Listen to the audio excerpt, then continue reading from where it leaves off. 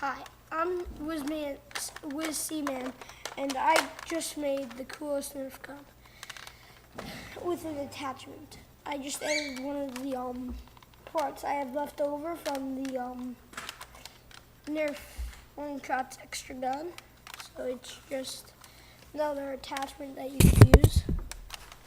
Just attach it here and hold your hand here, and it's a lot better from down below. But it's good from here too. And this video is about, I'm going to teach you how to do it. So first we're going to start out with the clip.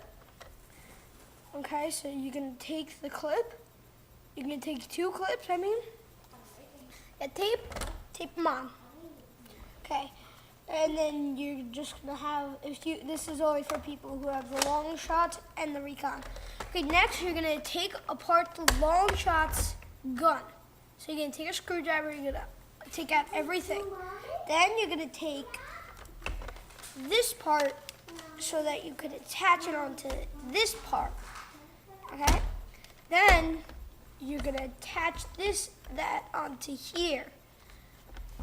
Next you're going to take the barrel that you find inside, the long one, and you're going to take the trigger and you're going to add those like this.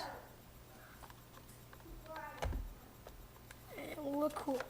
Next, get if you don't want it, you can use it though. Take this out, take the stock, just fill it up, and don't make a double clip. It's bad. You can't fit it in. Make only one double clip if you have enough clips for the second. Okay, and that's what I. Okay, for the nerf gun I just showed you how to make, sometimes these bolts fall out, so you need something to hold it, like just a piece like this I just found. Just slip that right in. It will push it down so that when you're running, it doesn't fall out, and then when you have to switch a clip, you take it out and then put it on the other side, so you don't lose it. And then also for the back clip, find something so that you can keep those bolts in. Like just take a piece of Scotch tape.